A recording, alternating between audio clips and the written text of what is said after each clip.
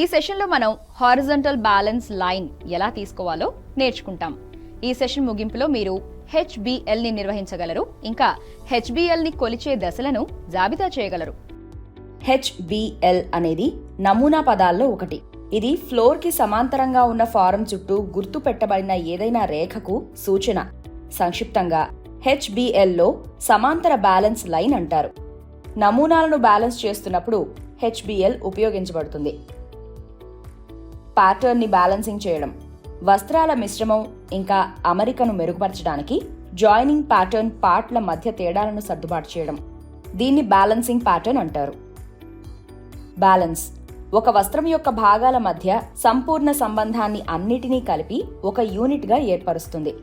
దీనిలో ప్రతి భాగం ఖచ్చితమైన నిష్పత్తిలో ఇంకా మరొక దానితో సామరస్యంగా ఉంటుంది. వస్త్రం సమతుల్యతలో ఉన్నప్పుడు బ్యాలెన్స్ ఏర్పడుతుంది.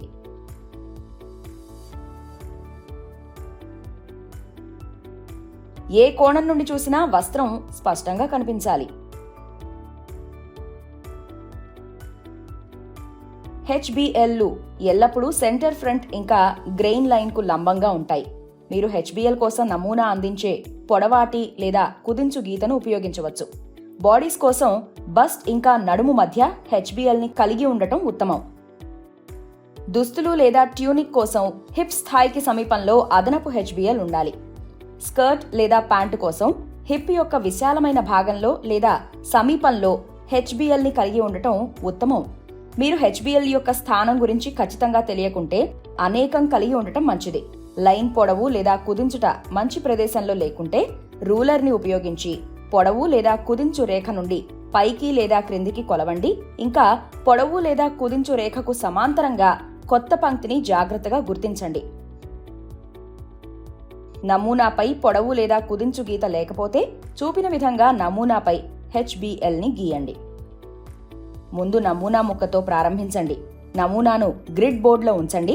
మధ్య ముందు వైపు లేదా గ్రిడ్ లైన్తో గ్రెయిన్ లైన్ బాణంతో సమలేఖనం చేయండి.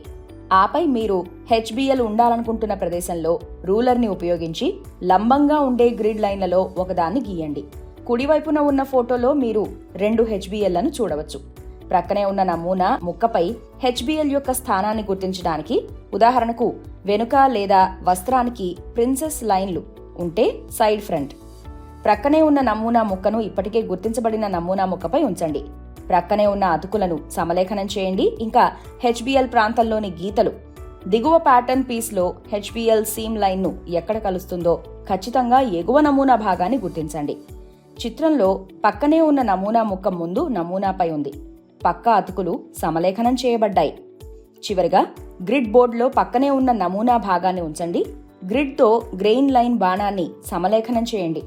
కొత్త HBL ప్లేస్మెంట్ను సూచించే గుర్తు గ్రిడ్ లైన్పై పడే వరకు ఈ ఓరియంటేషన్లో నమూనాను పైకి లేదా క్రిందికి మార్చండి.